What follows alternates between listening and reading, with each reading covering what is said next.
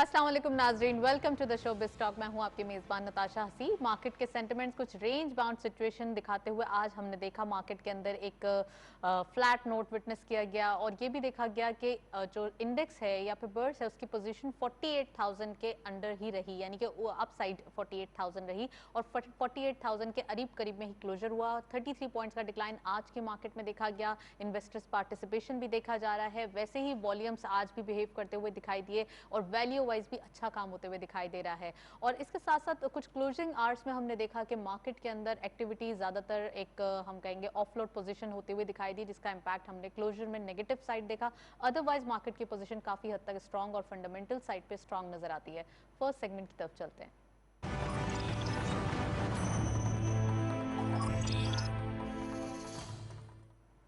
Market highlights देखते चलते हैं आज की मार्केट की क्या परफॉर्मेंस रही। ओपन हुई मार्केट 48,126.90 के लेवल पर।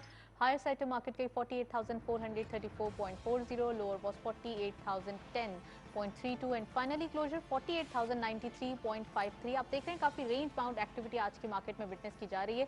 33.37 का डिक्लाइन आज की मार्केट में देखा गया।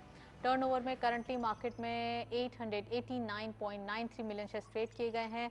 कल के मुकाबले में डिक्लाइन देखा जाता है 156.45 मिलियन शेयर्स का एंड वैल्यू रही अबव 30 बिलियन यानी कि 31.65 billion rupees and volume leaders में only one script being in green territory. WTL इस लिस्ट को अगेन लीड कर रहे हैं। हम काफ़ी ज़्यादा दिनों से देख रहे हैं WTL वॉल्यूम लीडर्स में ही दिखाई दे रहा है। 0.03 का डिक्लाइन देखा गया। 3.56 पे क्लोजर रहा। 134.99 मिलियन शेयर्स ट्रेड किए गए। फर्स्ट नेक्स्ट इक्विटीज लिमिटेड 0.76 का डिक्लाइन, 8.92 पे क्लोजर, 48.14 मिलियन शेयर्स ट्रेड किए गए and lastly ICI bank limited 1 रुपये का इजाफा देखा गया। 3.74 पे क्लोजर रहा। 42.69 का कारोबार रहा। ये था वॉल्यूम लीडर्स मार्केट की करंट परफॉर्मेंस। आज भी कुछ अलग स्क्रिप्ट्स की पार्टिसिपेशन, अनकन्वेंशनल स्क्रिप्ट्स की पार्टिसिपेशन देखी जा रही है। इट मींस के ऑल एंड ऑल बाइंग देखी जा रही है स्क्रिप्ट्स में और इन्वेस्टर्स पार्टिसिपेशन या उनका इंटरेस्ट काफी हद तक बिल्डअप होते हुए दिखाई दे रहा है मार्केट की तरफ। नेक्स्ट सेगमेंट की तरफ चलते हैं।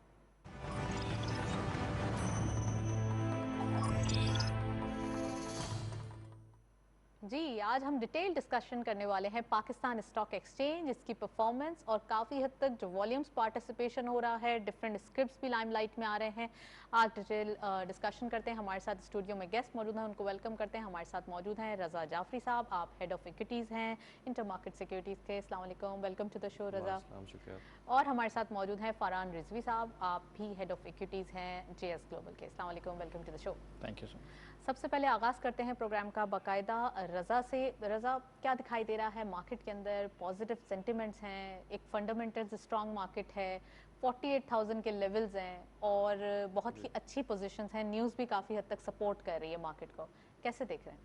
नहीं, आपने जैसे मेंशन किया कि मार्केट ने आज कंसोलिडेशन करी है, बट ये कंसोलिडेशन फेज़ एक काफ़ी एक स्ट्रॉन्ग रैली के बाद आया है।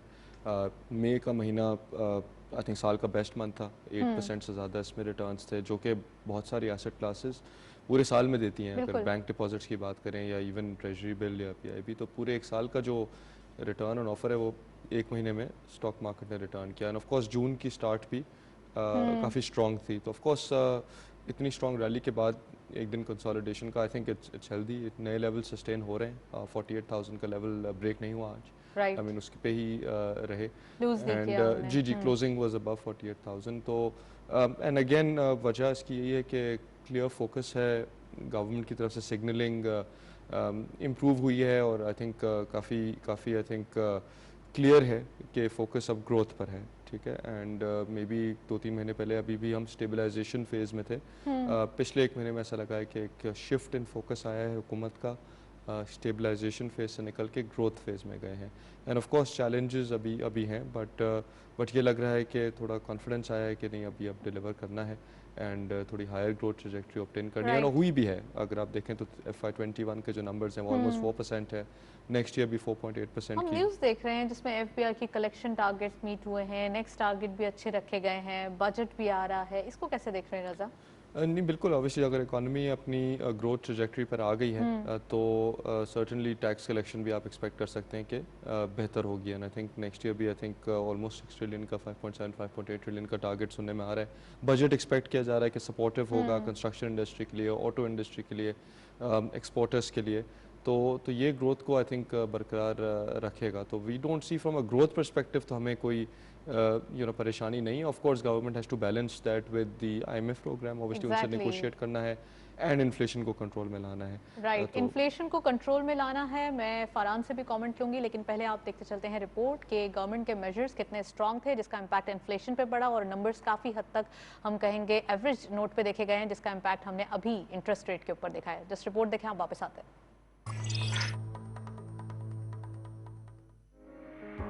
पाकिस्तान के वज़ीर-ए-आज़म जनाब इमरान खान बारहा मुल्क में बढ़ती महंगाई को काबू पाने के लिए मॉनिटरिंग सख्त करने के अहकामात भी सादर फरमाते रहे हैं, जिसके असरात हमें हालिया दिनों में कुछ मखसूस अशिया ख़ुरनोश की कीमतों में कमी की सूरत में सामने आते नजर भी आए हैं। इस सिलसिले में हुकूमत की अव्वलीन तरजीह यही रही है कि पहले महंगाई के अवामिल का जायजा लिया जाए कि आया कि रसद में वाकई कमी है या फिर माफिया की जानिब से ज़ख़ीरा अंदोज़ी और स्मगलिंग महंगाई का सबब बन रही है। तेल, गैस, बिजली और खाद की कीमतों में इजाफे की वजह से भी अशिया खुरनोश की कीमतें बढ़ रही हैं। याद रहे कि किसी भी मुल्क में महंगाई बढ़ने से माशरे का हर तबका मुतासर होता है।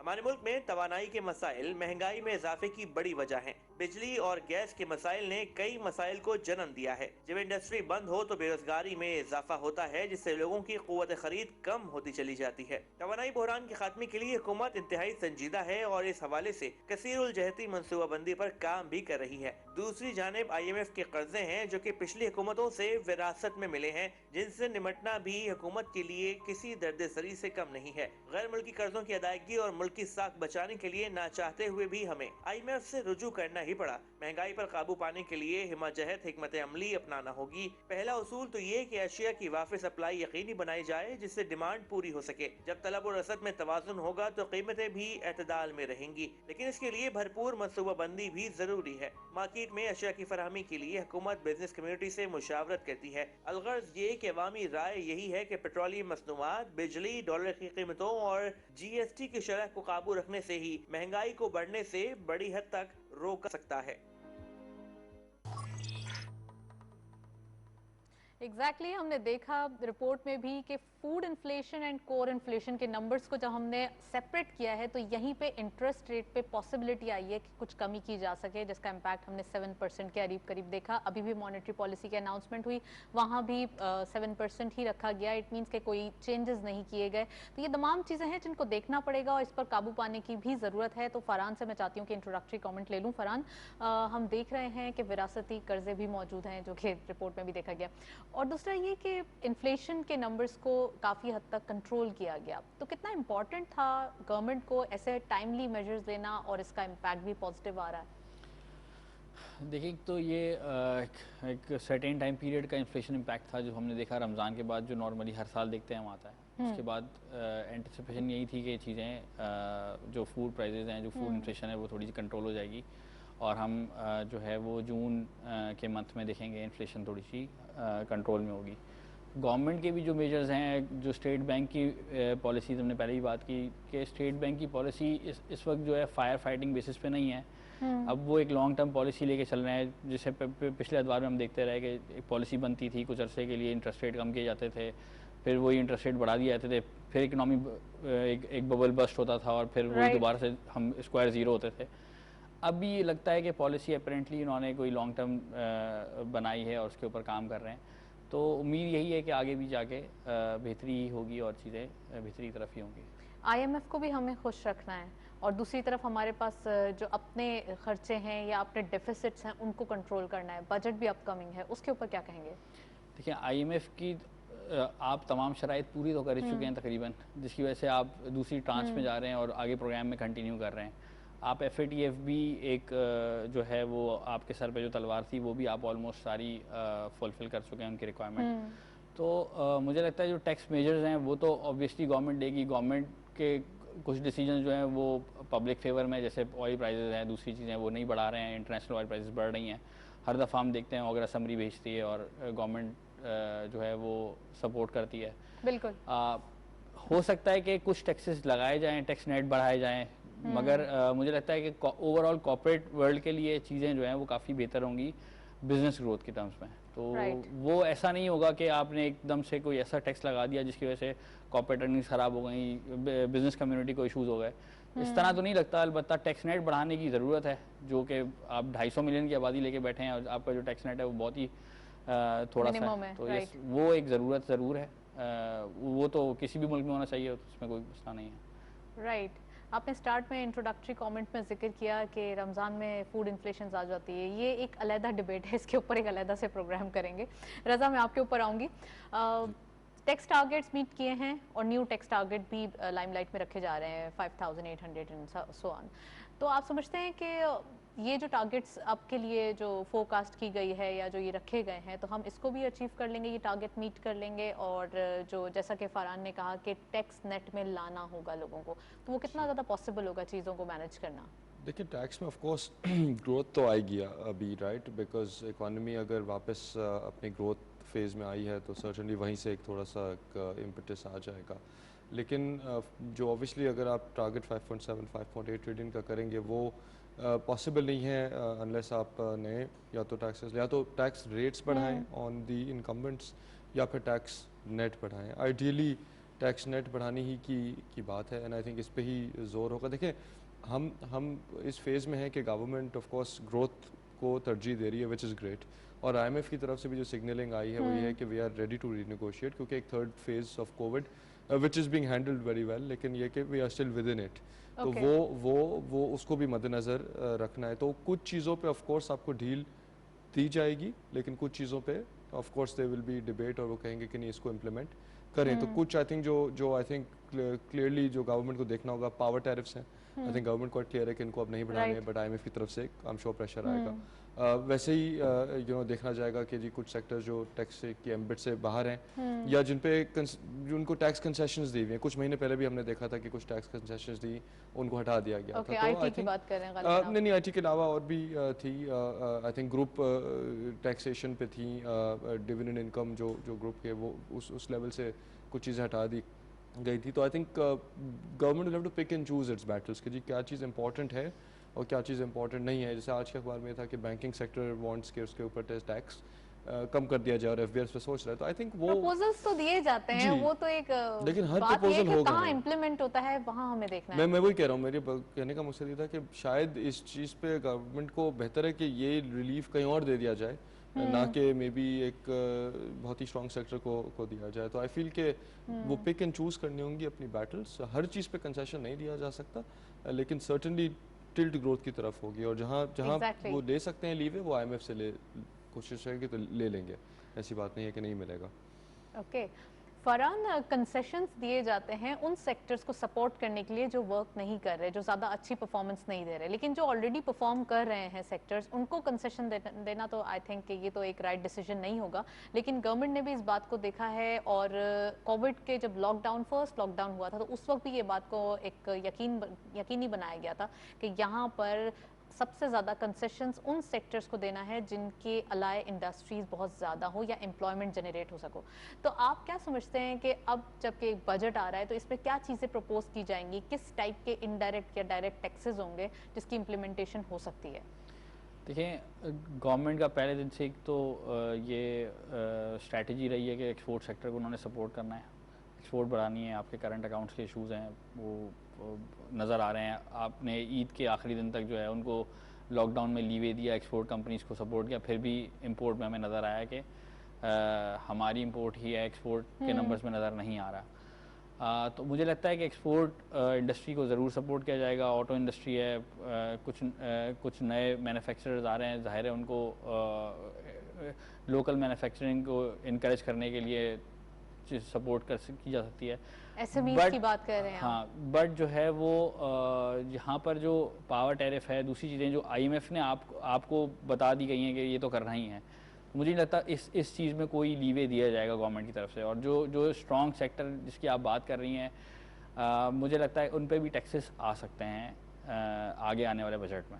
कंसेशंस नहीं दी जा सकती, टैक्सेस आ सकते हैं। बिल्कुल राइट आपने आईएमएफ का जिक्र किया, तो आईएमएफ से निगोशिएशन नहीं हो सकती, यानी निगोशिएट कर लिया जाए प्रॉपरली चीज़ों को, इसलिए कि अब ऐसी पोजीशन नहीं है कि हम आईएमएफ की सारी चीज़ें मान लें फौरन तौर पे। आप आईएमएफ के प्रोग्राम में जाते ही जब हैं जब आपको उनकी टर्म्स पे बात करनी होती है, आपकी अपनी टर्म्स नहीं होती, आपकी कंडीशन ऐसी होती है, तो ज़ाहिरन होता ये है कि वो अपने जो लोन पेमेंट है उसको सिक्योर करने के लिए आपको टैक्स नेट में ला रहे होते हैं ताकि आपको बाद में इस तरह के लोन्स की ज़रूरत ना पड़े। हम पिछले टेन्योर्स में देखते रहे हैं कि आईएमएफ के प्रोग्राम में हम जब भी गए हमने आधी बात मानी आधी नहीं मानी, टैक्सेस लगाए कुछ नहीं लगाए, कुछ को कंसेशंस दे दिए हैं। उसके बाद क्या होता है आपको अगेन एक और आईएमएफ प्रोग्राम में जाना पड़ता है। बेहतर है कि आप अपने टैक्स नेट बढ़ा लें, टैक्स की कलेक्शन ज़्यादा बढ़ाएं ताकि आपको नेक्स्ट टाइम इस तरह के किसी प्रोग्राम में जाना ही ना पड़े।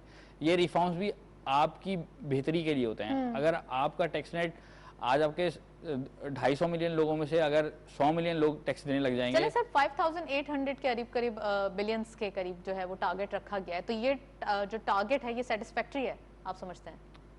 मेरे ख्याल में तो सही है बिल्कुल टारगेट, क्योंकि 4600 के करीब में हम थे, 4100 मुझे लगता है टारगेट अचीव हो जाएगा, शायद इससे सरप्लस भी हो जाएंगे हम। ओके, इससे हम आगे जा सकते हैं। रजा आपके ऊपर आऊंगी, आप बहुत गौर से देख रहे हैं, कुछ कहना चाह रहे हैं टैक्स के बारे में। 4100 के करीब टारगेट कलेक्शन की गई है इस बार, जो कि 4600 के करीब में टारगेट रखा गया था। अब 5800 बिलियंस का टारगेट रखा गया है, तो फरहान का कहना यह है कि सरप्लस भी हो सकता है। तो क्या पोजीशन नजर आ रही है, कुछ हो सकता है आगे आने वाले दिनों में सरप्लस, आई थिंक या इनडायरेक्ट टैक्सेस से ही हम मजीद कोई क्वेश्चन लेंगे? नहीं, दो चीज़ें इसमें देखिए, 15 to 20% ग्रोथ आ जाएगी, बिकॉज ऑब्वियसली अगर नॉमिनल जीडीपी ग्रोथ तकरीबन 15% की इतनी, तो ग्रोथ विदाउट डूइंग एनीथिंग 15% तो आप वैसे ही लगा लें। तो आई वुड प्रॉब्ली, अगर आप एस्टिमेट करें तो 5.25 ट्रिलियन पे तो आप वैसे ही पहुंच जाते हैं। टू गेट टू 5.8 ऑब्वियसली आपको थोड़े से और मेजर्स लेने पड़ेंगे। मेरा व्यू ये है कि देखें, अगर आप कॉर्पोरेट सेक्टर को देखें तो they've actually done very well, record high profits आ रहे हैं, ना सिर्फ इस क्वार्टर में या बल्कि पिछले 1-2 क्वार्टर्स में। तो अगर कॉर्पोरेट सेक्टर पे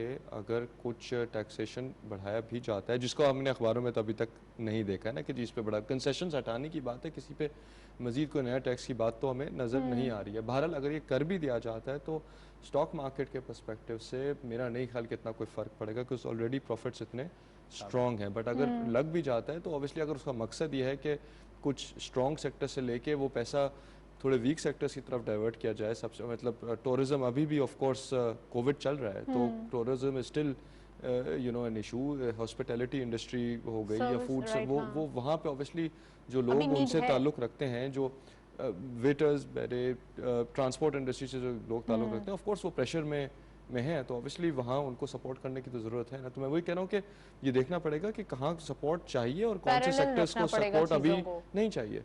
कुछ सेक्टर्स अपने पैरों पे बहुत अच्छी तरीके से खड़े हो चुके हैं। अच्छा, जब हम टैक्स इम्प्लीमेंट होने की बात करते हैं तो फिक्स टैक्स रिजीम भी एक हमें वहाँ पे भी जाना चाहिए। कुछ सेक्टर्स ऐसे हैं जो रिटेल हैं, उनके पास से कुछ फिक्स टैक्स के आमदन होनी चाहिए, जिसकी वजह से हम ज़्यादा एक अच्छे कलेक्टिव अमाउंट ले सकते हैं।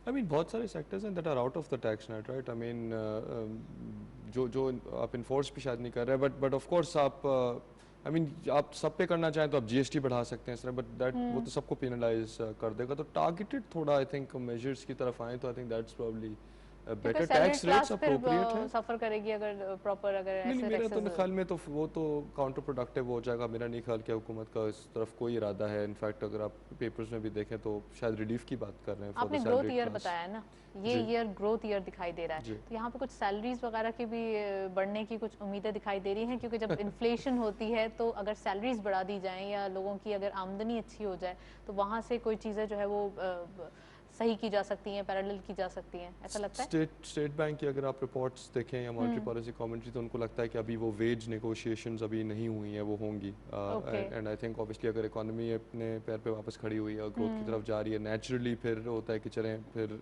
ये एम्प्लॉयज़ पे डिमांड करते हैं कि भाई ठीक है वेजेस भी बढ़नी चाहिए। तो एक नेचुरल फिनोमेना है जो आपको आई थिंक नज़र आएगा। बट अगर आपका इशारा इस तरफ है कि मिनिमम वेज या पब्लिक सेक्टर एम्प्लॉयज़ का बजट में बढ़ा दिया जाएगा, I don't see why not. But वही वाली बात है ना, अगर आपने इस तरफ देना है तो कहीं से रेज भी करना है पैसे ना, तो वो I don't see any harm in that, बिल्कुल होना चाहिए। लेकिन कहीं से रेज भी करना है इसको, अगर आपने इस Right. तरफ लेकर आना है। Let's come to the stock market. Farhan, मैं आपसे कमेंट पूछना चाहूँगी, पाकिस्तान स्टॉक एक्सचेंज को क्या मिलने वाला है? कुछ प्रपोजल्स हैं जिसका इम्पैक्ट आने वाला है इस बजट के अंदर?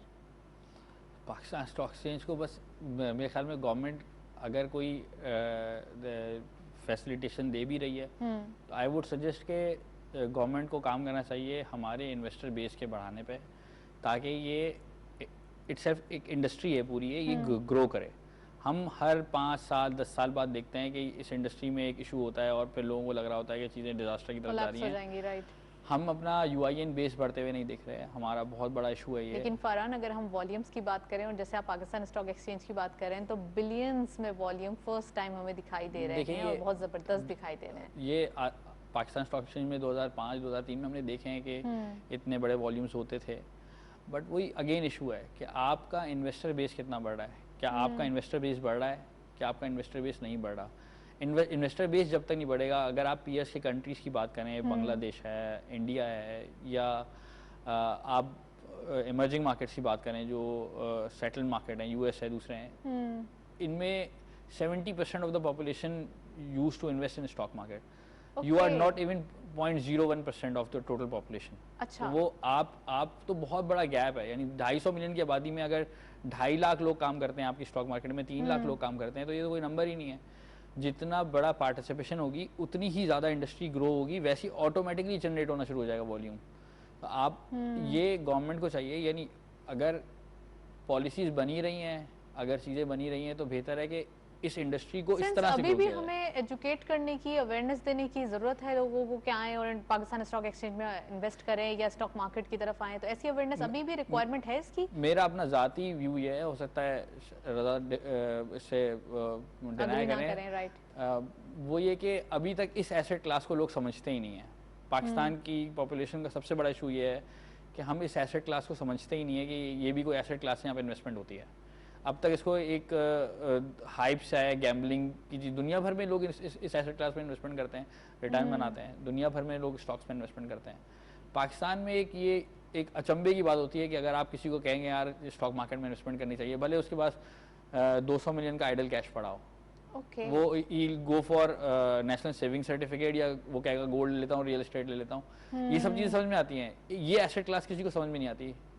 इन्वेस्टर अवेयरनेस की ज़रूरत है। रज़ा, आप state अग्री level पे। करते हैं फरहान के पर्सपेक्टिव से? ऑफ कोर्स 2,70,000 अकाउंट्स हैं। देखिए आपकी दो चीज़ें हैं, एक तो पहले आप कहते हैं स्टॉक मार्केट बजट में कोई यू राइट वॉल्यूम्स अच्छे कर रहे हैं, एंड वो अगेन चेंजिंग हैंड्स हैं, पेनी स्टॉक में वॉल्यूम क्रिएट हो रहा है, वो एक अलग बहस है, अभी हम करेंगे उसके बाद। अब आना शुरू हुए हैं, मेन स्ट्रीम में भी आना शुरू है, ऐसी बात नहीं है। तो ऑब्वियसली स्टॉक मार्केट ऑब्वियसली तो एक कासी करती है जो भी इकोनॉमी में हो रहा है, और इनफैक्ट जो इकोनॉमी में एक्सपेक्टेशन है कि जी आगे बेहतरी होगी तो स्टॉक मार्केट फरहान का कहना ये है कि पाकिस्तान स्टॉक एक्सचेंज की तरफ लोग नहीं आते, रियल एस्टेट, गोल्ड और डिफरेंट सर्टिफिकेट्स की तरफ चले जाते हैं, स्टॉक एक्सचेंज की तरफ नहीं आते। ऐसा क्यों है? ये सच है। आई थिंक अवेयरनेस की obviously there is lack of awareness, and मैं आपको मिसाल देता हूँ। ऑब्वियसली मेरा ताल्लुक इक्विटीज से है, राइट, बट कमोडिटी मार्केट भी एक होती है। I am aware of commodity markets, लेकिन उसमें इन्वेस्टमेंट से मुझे भी होता है कि जी मे बी मैं शायद उसको पूरी तरह से अंडरस्टैंड नहीं करता।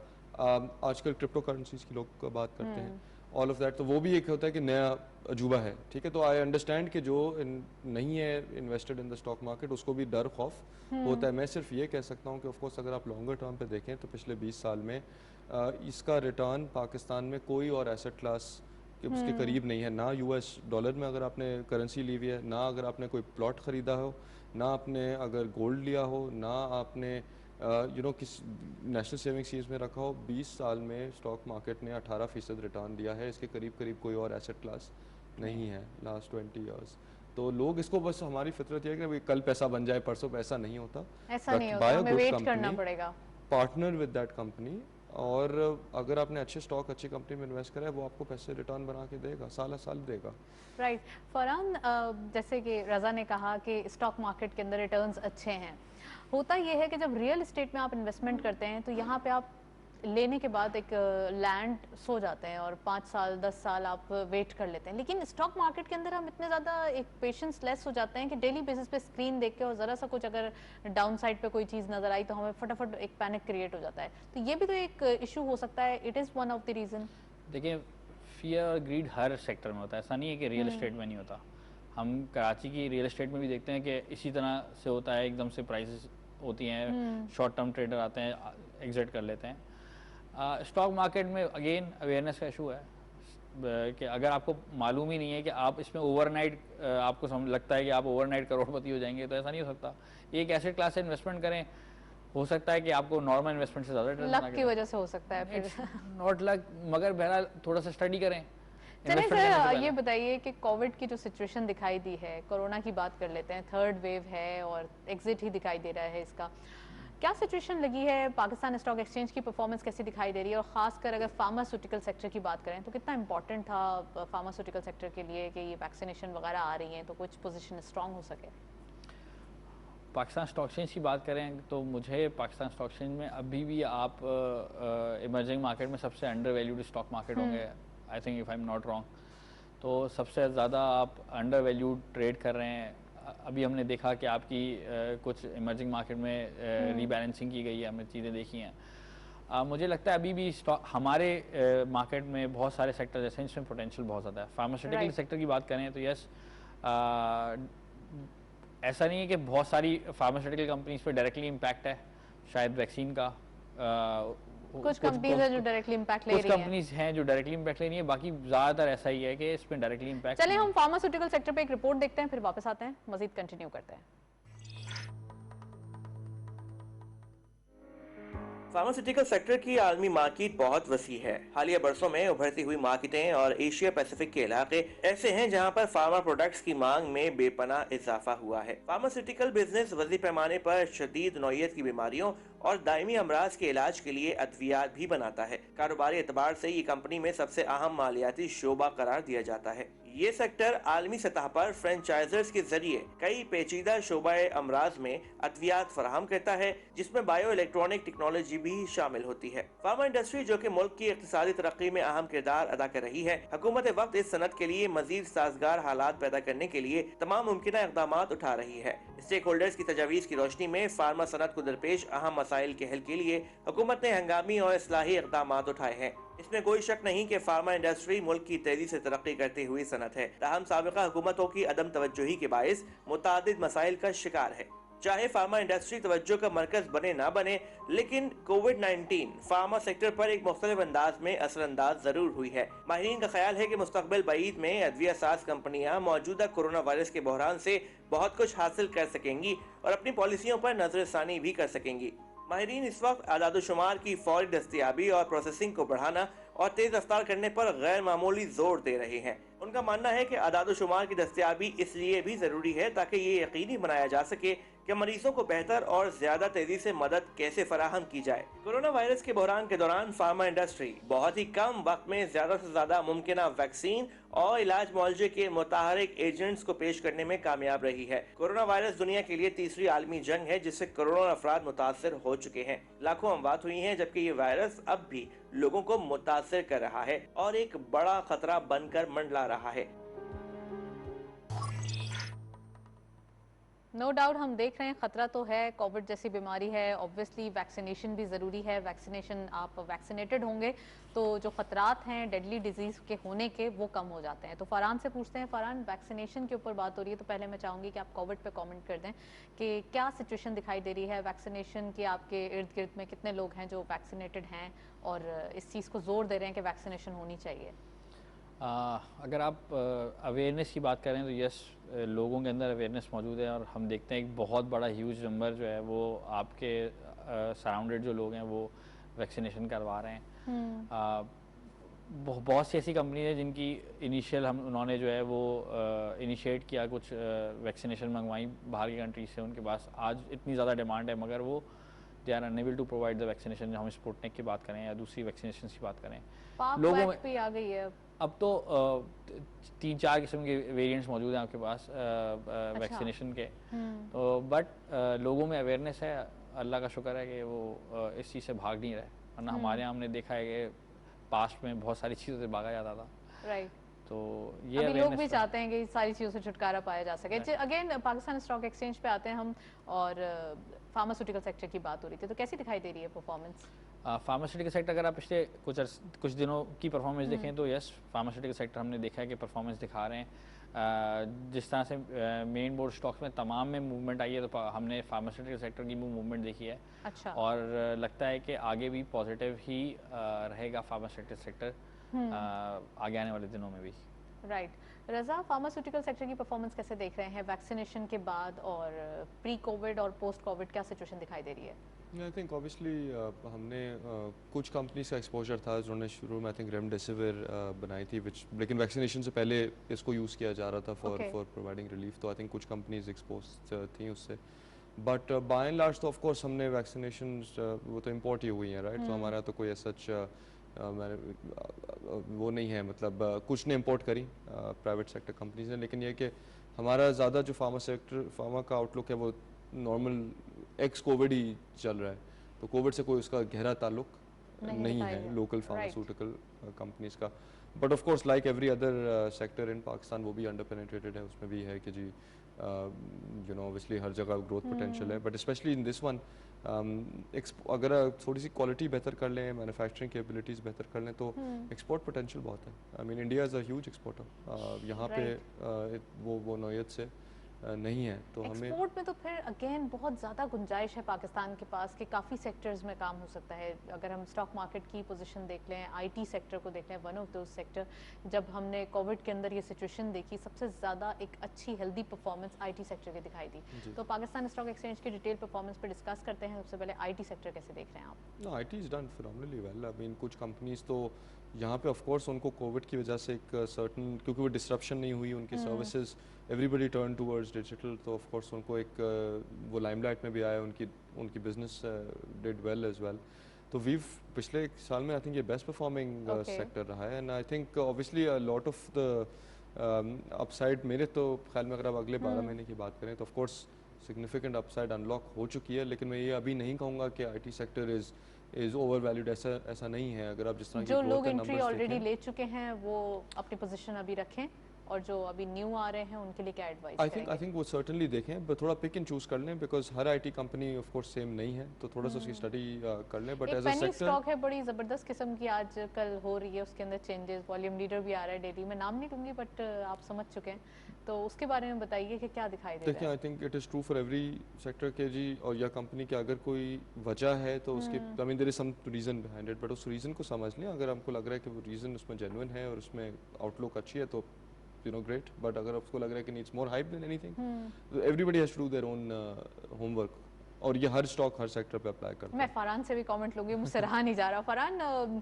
कुछ पेनी स्टॉक्स हैं जिनमें काफ़ी वॉल्यूम्स के हमने देखा है गहमा गहमी, और जब अगर हम बात करें इंडिविजुअल स्क्रिप्ट में अच्छे खासे वॉल्यूम भी फर्स्ट टाइम हिस्टोरिकली देखे गए कलेक्टिवली, तो अब क्या दिखाई दे रहा है? ऐसी कोई आईटी कंपनी है जिन्होंने वो खरीद लिया है स्टॉक और जिसका इम्पैक्ट देखा जा रहा है? नहीं, देखें, एक तो जब आपका कोई सेक्टर रन चल रहा होता है, जैसे हमने देखा कि आईटी कुछ स्टॉक्स जो हैं वो हज़ार % भी चल गए हैं। हमने उनकी परफॉर्मेंस देखी है, वो आउट परफॉर्मिंग सेक्टर था। तो ऑब्वियसली क्या होता है कि जो बाकी स्टॉक्स होते हैं लिस्टेड उसी सेक्टर के अंदर, तो उनके अंदर एक नेचुरल रनअप आता है, तो वो एक नेचुरल रनअप है।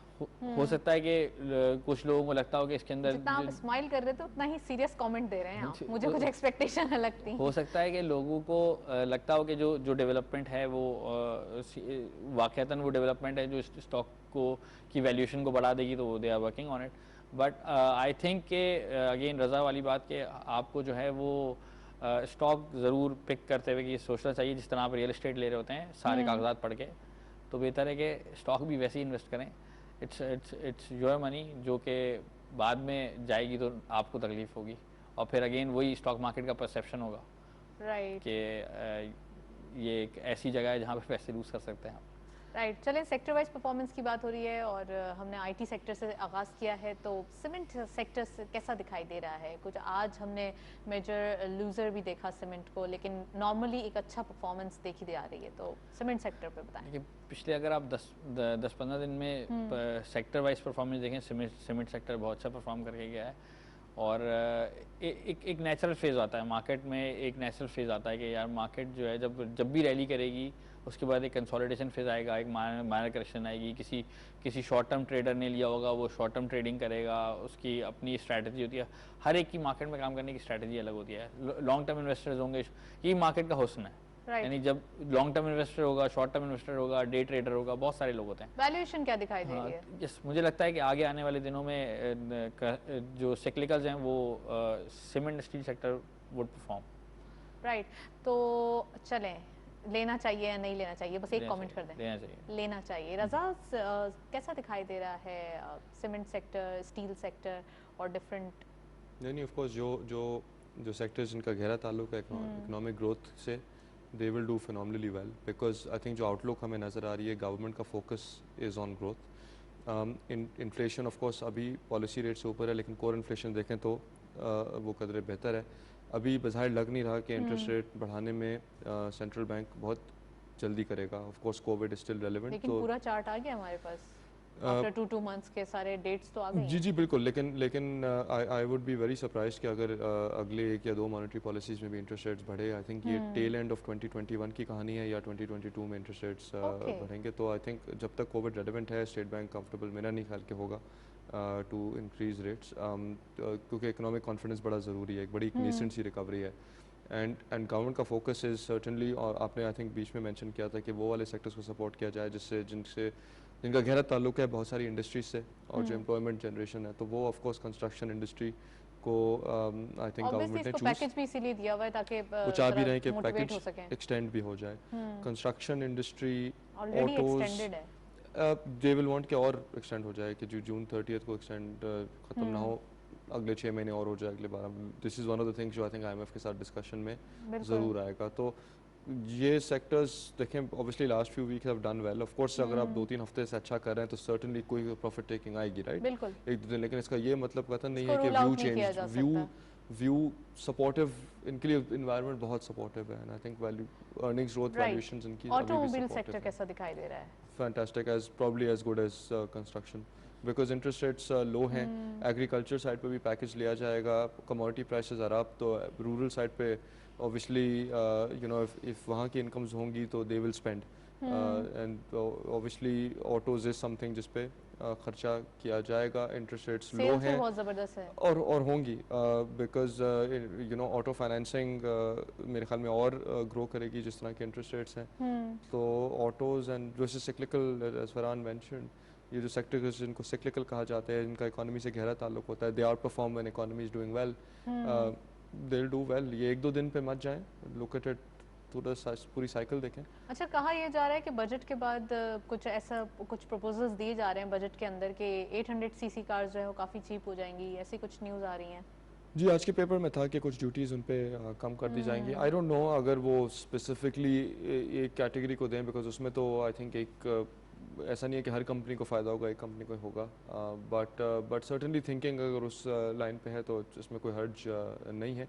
बट देख लें, आई मीन ऑब्वियसली गाड़ियों की सेल तो उसके बावजूद हो ही रही है, इंटरेस्ट रेट्स आर लो, तो वो अगेन मुझे वही है कि हुकूमत को देखना चाहिए कि यहाँ कंसेशन देना कोई बहुत ही ज़रूरी है, या वैसे इंटरेस्ट रेट लो है तो वो कर्जा लेके गाड़ी निकाली जा सकती है, तो या ये इंसेंटिव्स या कंसेशंस कहीं और बेहतर है, तो वो करना चाह रहे हैं, कोई वो नहीं है, लेकिन ये एटलीस्ट पूरी पिक्चर देख के करें तो अच्छा रहेगा। फरहान, ENP सेक्टर कैसा दिखाई दे रहा है? आज तो कुछ हायर साइड पे प्राइसेस भी दिखाई दे रहे हैं इंटरनेशनल मार्केट में। मुझे तो अभी भी अंडर वैल्यूड ही लगता है। PPL OGDC मुझे लगता है कि आपको बहुत सस्ते मल्टीपल्स पे मिल रहे हैं अभी भी। अगर ये सर्कुलर का गैस सर्कुलर डेट का इशू रिजॉल्व हो जाता है तो डेफिनेटली इनकी वैल्यूएशन जो अनलॉक होंगी वो आप यही जो है इंडेक्स के अंदर एक बहुत बड़ा वैल्यू एडिशन होगा। नंबर डेट रिलीफ की पेमेंट्स की इशू की डेली बेसिस पे न्यूज़ आ रही है और कहा यह जाता है कि इस वीक पेमेंट्स हो जाएंगी या नेक्स्ट वीक हो जाएंगी, लेकिन अभी तक हो नहीं रही है। इसके पीछे कुछ दिख रहा है कि होंगी भी या नहीं होंगी, या फिर सिर्फ न्यूज़ है? नहीं, पेमेंट तो आपको डेफिनेटली करनी पड़ेगी, तो सिस्टम को चलाना है तो आपको पेमेंट करनी पड़ेगी। कब तक कंपनी जो है वो इस तरह से आपकी अल्फाज पे चलती रहेगी। बट आई थिंक गवर्नमेंट इस केस में सीरियस है और ये डेफिनेटली रिजॉल्व होगा। ये एक बहुत बड़ा इशू है, इसको इग्नोर नहीं किया सकता। हमारी मार्केट में क्या पोजीशन दिखाई दे रही है अब? जो कि इन्वेस्टर्स हैं ENP सेक्टर के अंदर एंट्री ले चुके हैं, वो वेट करें कि मजीद वैल्यूएशन स्ट्रांग हो जाएगी, और वो लोग जो न्यू आ रहे हैं उनके लिए भी क्या आपकी रिकमेंडेशंस है? मुझे लगता है ऐड करना चाहिए पोर्टफोलियो में बिल्कुल ENP sector. Okay, specific scripts की बात कर रहे हैं या फिर ऑल? ENP सेक्टर में मेजर निकलवाना चाह रही हूँ 4-5 तो स्टेप्स हैं, सारे ही आप कर सकते हैं काम। पीपीआर और ईडीसी में नाम ले चुका हूँ, तो आप वैसे भी ऐड कर सकते हैं, उसमें मसला नहीं है। राइट एंड अदर अब क्या बचा है हमारे पास? सारे सेक्टर्स तकरीबन आज हमने हेड ऑफ इक्विटीज़ के होने की जो एक प्रेजेंस है वो उससे फ़ायदा उठाते हुए काफ़ी सारी चीज़ें पूछ ली हैं। वॉल्यूम्स की बात कर लेते हैं प्लीज़। वॉल्यूम्स के बारे में बताइए, जैसे डेली बेसिस पे पार्टिसिपेशन दिख रहा है और आपने कहा था कि अवेयरनेस की फर्दर भी नीड है, तो इतने वॉल्यूम्स होने के बावजूद भी फर्दर नीड है कि अवेयरनेस मार्केट की होनी चाहिए? मेरे ख्याल में जो स्टॉक मार्केट ने परफॉर्मेंस दी है पिछले महीने, इस साल, और जो तवक्को की जा रही है कि अगले 6 महीने साल की जो आउटलुक है, I think the frustration at our end इसके इस चीज़ से फ़ायदा ज़्यादा लोगों को उठाना चाहिए। अनफॉर्चुनेटली ये बड़ा लिमिटेड नंबर है, अभी भी 2.25 लाख ही है, which is 10 times lower then in Bangladesh.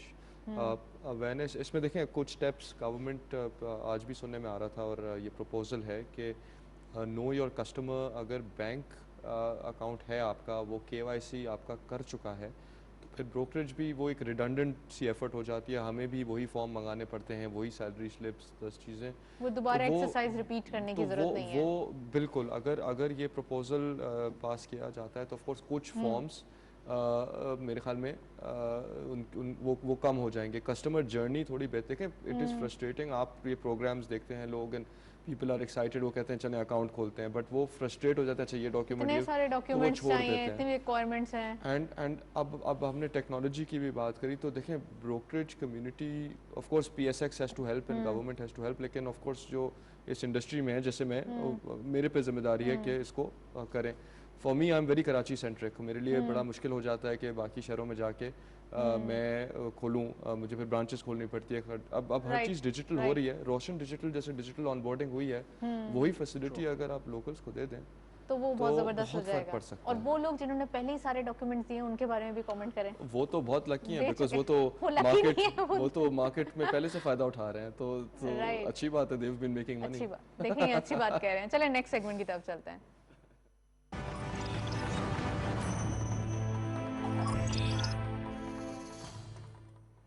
Commodities और फॉरेक्स के लेटेस्ट अपडेट आज की मार्केट में देखते चलते हैं क्या पोजीशंस हैं। गोल्ड की पर तोला प्राइस 1,11,800 रुपीज, गोल्ड पर 10 ग्राम 95,850 रुपीज, इंटरनेशनल गोल्ड रेट पर आउंस $1,892.96, ऑयल WTI पर बैरल $68.79, ऑयल ब्रेंट क्रूड पर बैरल $71.35।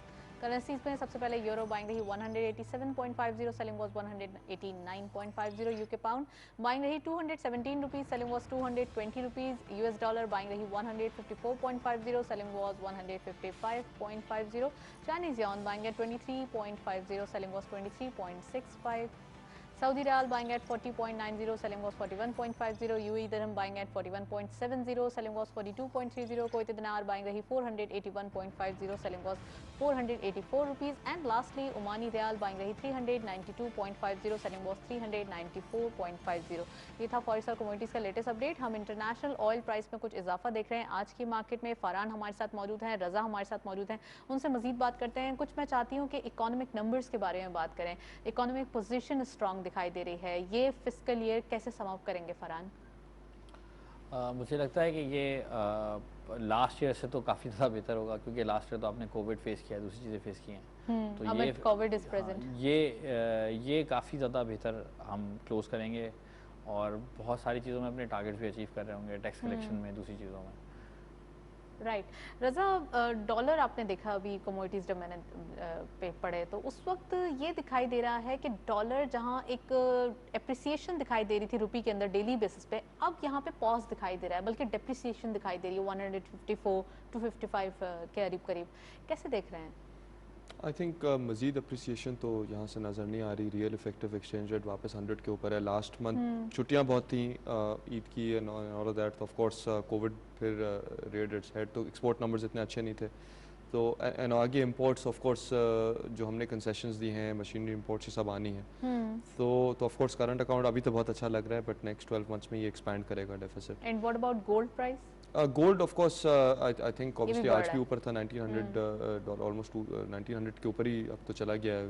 आई फील गोल्ड पे I think it can consolidate, इतना कोई स्ट्रॉन्ग व्यू नहीं है मेरा गोल्ड पे, बट ये मैं आपको ज़रूर कह सकता हूँ कि रुपी की अगर हम बात करें तो वो मुझे लगता है कि थोड़ा सा डिप्रिशिएट तो करेगा, और करना भी शुरू भी कर दिया उसने। राइट, मैं फरहान से भी यही क्वेश्चन पूछना चाहूँगी, rupee and what about gold, क्या दिखाई दे रहे हैं दोनों चीज़ें? रुपी तो मुझे लगता है कि शायद थोड़ा सा डिप्रिशिएट कर जाएगा, वापस हम 160 रुपये देख सकते हैं, 160 रुपीज़ तक देख सकते हैं। और ये तो बहुत सारी चीज़ों का एक इम्पैक्ट था कि आपने देखा कि रुपी थोड़ा अप्रिशिएट कर रहा है। हमने 151 भी विटनेस किया है और 160 इट्स आई थिंक सरप्राइजिंग। आप एक तो इंटरनेशनल ऑयल प्राइस बढ़ रही हैं, आपका इंपोर्ट बिल पे बहुत प्रेशर होगा, IMF है, आपको रेट मेंटेन करना होगा, आपकी करेंसी जो है वो ओपन मार्केट में कंट्रोल करेंसी नहीं है, तो मुझे लगता है कि ये पॉसिबिलिटी है कि आप 160 रुपये दोबारा देख सकती हैं रुपी को। सेकेंडली जो गोल्ड की बात की, gold is always consider as a safe investment, जो दुनिया भर में हमने देखा जब कोविड की सिचुएशन थी 1,11,000 पर तोला तो लोगों ने सेफ इन्वेस्टमेंट की तरफ अपने आप को डाइवर्ट किया और गोल्ड लेना शुरू किया। एक मैसिव रैली देखी हमने गोल्ड के प्राइस में जो आई, क्योंकि अब दुनिया दोबारा नॉर्मल होने की तरफ जा रही है, चीज़ें बेहतरी तरफ जा रही है। रिटर्न एक्सपेक्ट नहीं कर सकते हम गोल्ड से, कितना रिटर्न एक्सपेक्ट करेंगे अगर यही जो आपकी इन्वेस्टमेंट है स्टॉक मार्केट की तरफ हो या रियल एस्टेट की तरफ हो? देखिए, इट्स ऑल अबाउट सिनेरियो, यानी अगर आप पिछले साल की बात कर रही हैं, कोविड सिचुएशन था, वर्स्ट सिचुएशन थी, लोगों को लगता था सिर्फ गोल्ड जो है उनकी सेफेस्ट इन्वेस्टमेंट होगी, तो वो गोल्ड में जा रहे थे, पैनिक सेलिंग नहीं होगी, तो गोल्ड की प्राइस बढ़ रही थी। मगर अब ऐसा नहीं है, मुझे लगता है कि ये जो पैसा जो गोल्ड में गया था एज अ सेफ इन्वेस्टमेंट, ये वापस दूसरी एसेट क्लास में आएगा, रियल एस्टेट है, आपका स्टॉक मार्केट है और दूसरी जगह है। राइट रज़ा, प्रोग्राम के लास्ट मोमेंट्स चल रहे हैं, मैं चाहूँगी कि आप हमारे इन्वेस्टर्स को एडवाइस करें कि कौन से सेक्टर्स में इन्वेस्टमेंट करनी चाहिए और कौन से सेक्टर्स में नहीं करनी चाहिए। आई थिंक मुझे तो ऐसे कोई ऐसे सेक्टर्स नज़र नहीं आ रहा है जिसमें कहूँगा कि नहीं ये इससे दूर है। नहीं, आप cement, steel, I would probably से कंस्ट्रक्शन, चलो उसमें steel, this is like a trick thing, construction कर लीजिए, ऑटोज़ एंड टेक्सटाइल्स, ये 3 सेक्टर्स में इन्वेस्टेड होना चाहिए। इन्वेस्टेड की प्रोपोर्शन 100 रुपये आपने इन्वेस्ट किए हुए, आई थिंक ज़्यादा पूरे ही आपने कैश पे, तो मेरे ख्याल में अभी शायद कम ही होना चाहिए। एंड और जो इन्वेस्टेड नहीं है, I think great opportunity next 6 to 12 months में मार्केट आउटलुक मुझे तो बहुत अच्छी लग रही है। तो जो इन्वेस्टेड नहीं है उनको इन्वेस्ट करना चाहिए, और जो इन्वेस्टेड है stay put, stay invested. Long term investment की तरफ, लॉन्ग टर्म भी, शॉर्ट टर्म भी, अगर आप 2-3 महीने की बात करें, 6 महीने की बात करें, आई थिंक उसमें भी रिटर्न्स अच्छे बनेंगे। Right, thank you so much Farhan Rizvi साहब, आप हमारे साथ मौजूद थे, काफ़ी detail analysis. Thank you so much Raza, आपने प्रोग्राम में ज्वाइन किया, बहुत ज़बरदस्त एनालिसिस हमने देखा आज की मार्केट का, और ख़ासकर जो एक प्रॉपर पोर्टफोलियो मैनेज करने के जो इन्होंने डिसीजंस और टिप्स दिए, तो वो काफ़ी हद तक आपके लिए हेल्पफुल होंगे। और ख़ासकर वो न्यू इन्वेस्टर्स जो मार्केट की तरफ अभी तक नहीं आए, तो उनको भी यही रिकमेंडेशंस हैं कि पाकिस्तान स्टॉक एक्सचेंज में आएँ, इन्वेस्टमेंट करें, और यहाँ पर जो अच्छे रिटर्न्स आ रहे हैं उनसे फ़ायदा उठाएँ, क्योंकि अभी ही टाइम है, ये पर्क्स आप जो है वो विटनेस कर सकते हैं। दैट्स ऑल, प्रोग्राम को वाइंड अप करते हैं। वाइंड अप करने से पहले हमारा ईमेल एड्रेस नोट कर लें, विच इज़ beststock@ptv.com.pk। आपके फीडबैक का इंतजार रहेगा। प्रोग्राम देखने का शुक्रिया, अल्लाह हाफिज़।